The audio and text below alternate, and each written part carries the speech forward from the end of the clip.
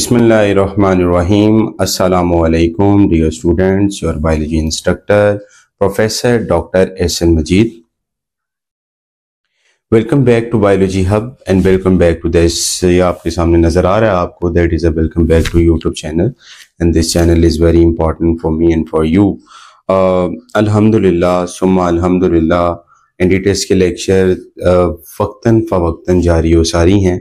आप लोग ज़्यादा से ज़्यादा शेयर सब्सक्राइब करते जाएं.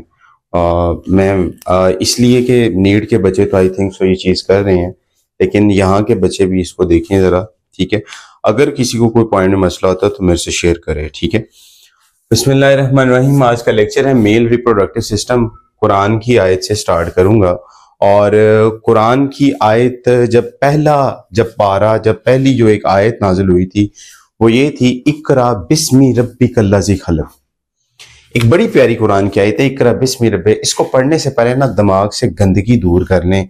फीमेल रिप्रोडक्टिव सिस्टम आपने पढ़ना है, आपने मेल पढ़ना है, मेंस्ट्रुअल साइकिल पढ़ना है, मेंसेस क्या होते हैं, फिर फेसेस कितने होते हैं, प्रेगनेंसी कैसे होती है, प्रेगनेंसी पॉजिटिव कौन सी है, मेल इनफर्टिलिटी कौन सी है. कल मेरी सारी वीडियो मेन इनफर्टिलिटी के ऊपर है, ठीक है. यानी 3 लेक्चर्स में मैंने डिवाइड किया था. पहला इंट्रोडक्टरी, दूसरे नंबर पे उसका एक्सप्लेनेटरी और तीसरे नंबर पे उसका जो लास्ट और 4th वन के ऊपर MD-CAT MCQs. तो आज का जो लेक्चर है मेल रिप्रोडक्टिव सिस्टम थोड़ा सा लेंथी भी है, लेकिन आप कोशिश कीजिएगा अच्छे तरीके से आपको समझ भी लग जाए. ये जो है सबसे पहले जो एक असेसरी ग्लैंड जहां से स्टार्ट होता है, और सबसे पहले वैसे एपिडाइडिमिस है, epididymis, seminiferous tubules, epididymis, rete testis, वाजा एफरेंशिया, एपिडिडमिस और वास्ट एफरन. और वास्ट एफरन के बाद नंबर फर्स्ट पे जो आती है जो ग्लैंड्स हैं, accessory glands, and this first gland is the seminal vesicle. Seminal vesicles, ठीक है. अब ये जो सेमिनल वेसिकल है ये स्पर्म को मोटिलिटी प्रोवाइड करता है, यानी कि मूवमेंट देने का जो काम है वो मोटिलिटी प्रोवाइड करना, फंक्शनिंग प्रोवाइड करना सेमिनल वेसिकल है. अब सेमिनल वेसिकल के अंदर एक फ्लूइड भी है जिस फ्लूइड का नाम है सेमिनल फ्लूइड. सेमिनल फ्लूइड, ठीक है. तो ये यहां पे हमारे पास सेमिनल फ्लूइड भी मौजूद है. सेमिनल फ्लूइड के अलावा इसके अंदर that is very important thing, that is coagulating enzyme. Coagulating enzyme.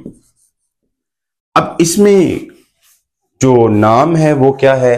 So that is a vesiculase, that enzyme which is present inside that can provide the fertility, ठीक है, जिसने प्रोवाइड मोटिलिटी और fertility provide करनी है, which can provide the fertility, ठीक है. Vitamin C इसमें ascorbic acid भी मौजूद है, एस्कॉर्बिक एसिड. तो डिफरेंट एमसीक्यूज बन सकते हैं यहां पर. मिसाल के तौर पर वो पूछ सकता है कि एस्कॉर्बिक एसिड किस ग्लैंड में मौजूद है, तो वो सेमिनल वेसिकल के अंदर है. इसके अलावा सेमिनल वेसिकल के अंदर सेमिनल फ्लूइड, और इसको हम कहते हैं सीमन, ठीक है. सीमन दरअसल जो सीमन की क्वालिटी होती है यही इंडिकेट करती है आइदर के जो आने वाली जनरेशन है वो मेल है या फीमेल है. वो XX और XY क्रोमोसोम है, जिसमें से आपको पता है कि हमेशा अगर फीमेल के पास तो है ही XX, लेकिन मेल के पास है XY, ठीक है. इधर से Y जाएगा तो अगली जनरेशन जो होगी वो क्या होगी? मेल होगी. अच्छा, इसके बाद जो यहां से जो पहला जो हम कह लें एट द सेकेंड नंबर पे जो ग्लैंड है इसका नाम क्या है? That is the name is prostate gland, ठीक है. क्या है? प्रोस्टेट ग्लैंड, ठीक है. और प्रोस्टेट ग्लैंड कहां पे मौजूद है? At the base of urethra. Base of urethra की बेस पर मौजूद है. जबकि जो ये जो डक्ट है, इस डक्ट का नाम है इजैकुलेटरी डक्ट, इजैकुलेटरी डक्ट। तो ये ग्लैंड बिटवीन द वास एफरेंट एंड इजैकुलेटरी डक्ट के दरमियान जो मौजूद है, ये भी क्वेश्चन बन सकता है। ये सेमिनल वेसिकल या सेमिनल ग्लैंड हम कह सकते हैं, ठीक है। प्रोस्टेट ग्लैंड जो कि हम कहते हैं इसमें मिल्की सिक्रीशन है, मिल्की सिक्रीशंस हैं, और इसके अलावा हम कहते हैं that one is a slightly acidic है, स्लाइटली एसिडिक है, ठीक है। अब इसके अलावा यहां पर भी एक एंजाइम मौजूद है, दैट इज इंपॉर्टेंट, नीट और MD-CAT का MCQs है, which enzyme is present in the prostate gland, that is very important.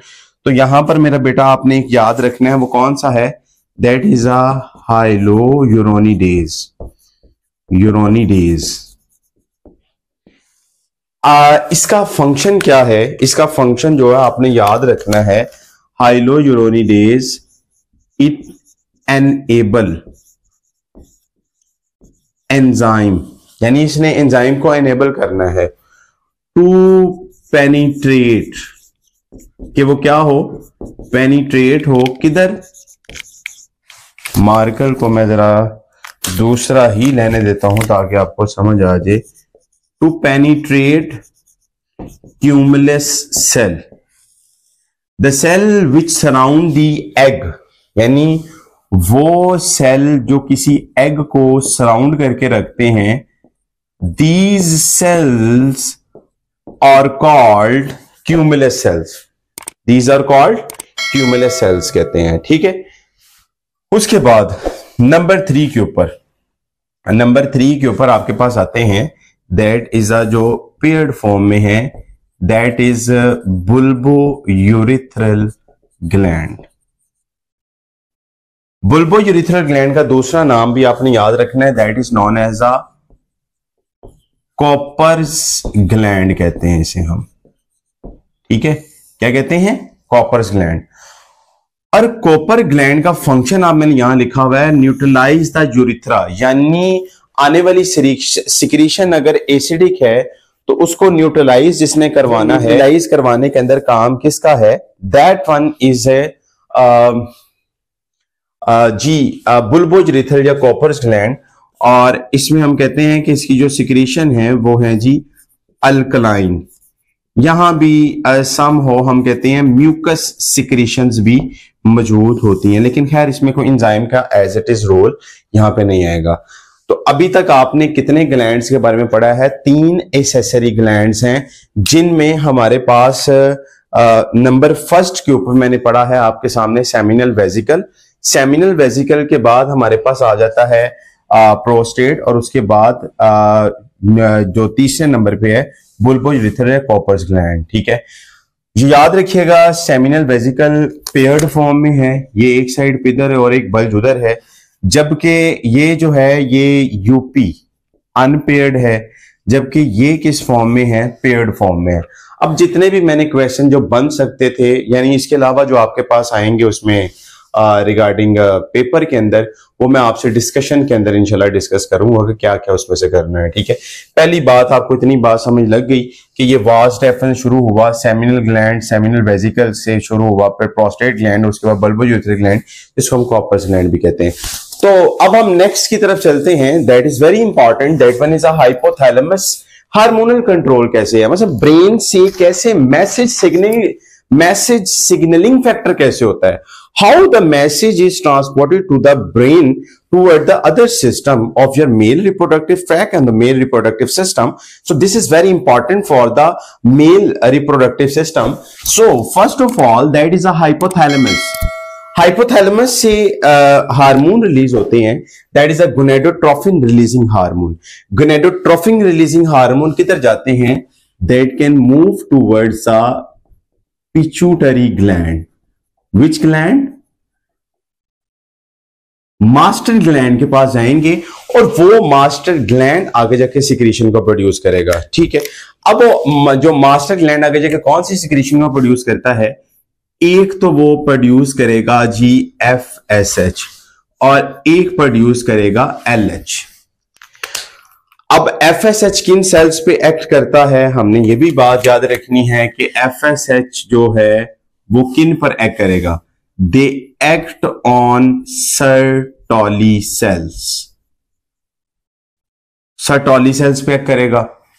Sertoli cells का फंक्शन क्या है, प्रोमोट स्पर्मेटोजेनेसिस, प्रमोट कह लें या उसको स्टार्ट कहने के अंदर जो किरदार है प्रमोट्स पर सर्टोली सेल्स।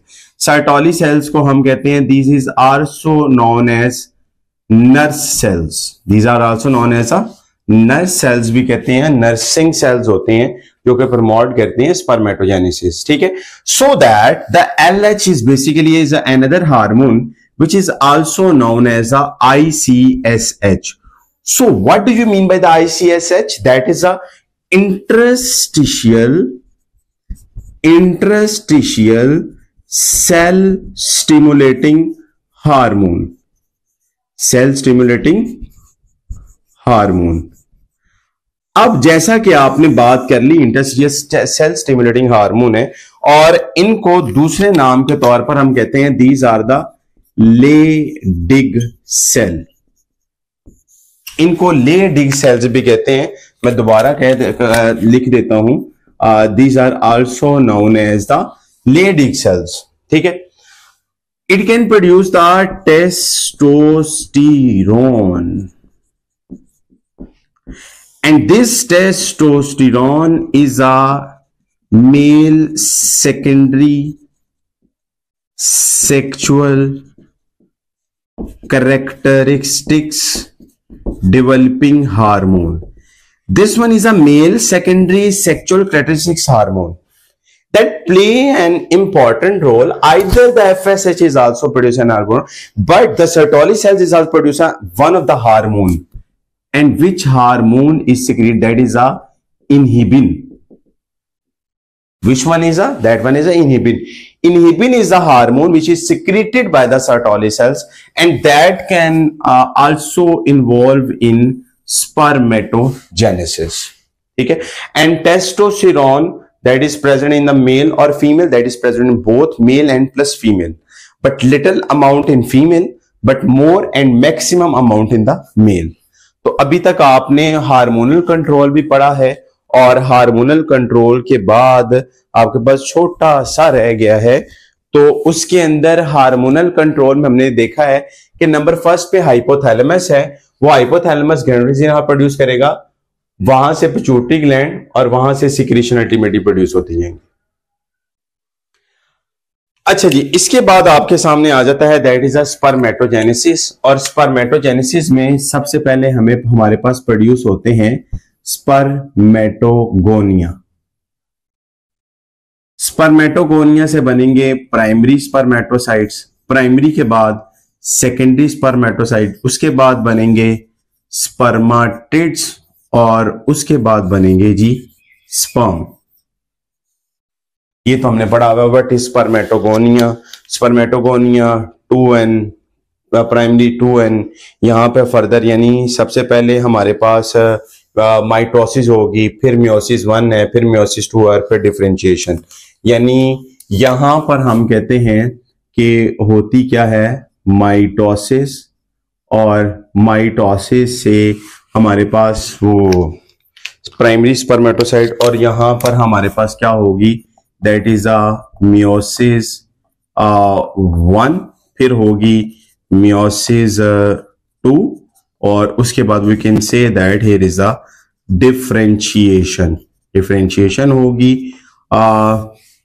सबसे पहले स्पर्मेटोगोनिया भी डिप्लॉयड हैं, तो माइटोसिस के बाद भी डिप्लॉयड ही रहेंगे, और उसके बाद फिर सब के सब जो होंगे, अगर आपसे पूछा जाए कितने स्पर्म प्रोड्यूस हो रहे हैं एक वक्त में, तो आप याद रखिएगा there is a 4 sperm at a time is produce. अगर आपसे पूछा जाए कि स्पर्मेटोगोनिया 5 हैं, तो 5 को 4 से मल्टीप्लाई कर दें तो वो स्पर्मेटिड स्पर्म कितने होंगे, तो वो 20 होंगे। कैलकुलेशन वाइज आपने इस तरह याद कर लेना है एक वक्त में, और ये सब के सब हैप्लॉइड यानी 23 एंड 23, ठीक है। अब इसमें आपने कॉन्सेप्चुअल बात क्या याद रखनी है, माइटोसिस ये हो गया, और मियोसिस 1 में हम कहते हैं this is also known as a reduction division, meiosis II similar to mitosis in which we can say that also a differentiation phase. Closer बातें हैं, इनको सब याद रखिएगा। अगर आपसे पूछा जाए कि क्रोमोसोम और क्रोमाटिड की तादाद स्पर्मेटोगोनियम में कौन सी होगी, तो आपने याद रखना है, इसको मैं रिलेट करूंगा किससे, एक एमसीक्यूज हैं, वो एमसीक्यूज जब डिस्कशन होगी उस वक्त आपको क्रोमोसोम और क्रोमाटिड के ऊपर बताऊंगा कि आइदर क्रोमोसोम और क्रोमाटिड कैसे इंटर रिलेट करते हैं। ठीक है, तो आज के लेक्चर में आपने जो पढ़ा है that is a male reproductive system के अंदर, मैं थोड़ा सा उसे क्लोज भी कर देता हूं ताकि आपको समझ आ जाए। ये आपके सामने जो था जी सेमिनल वेसिकल, जो मैंने इसकी एक पिक्चर ले लीजिएगा, उसके बाद आप मूव कर जाइएगा हार्मोनल कंट्रोल, और हार्मोनल कंट्रोल की पिक्चर ले लेनी है, और उसके बाद स्पर्मेटोजेनेसिस। ठीक है, ठीक है, ये आपके पास स्पर्मेटोजेनेसिस है, 4 स्पर्म बनेंगे,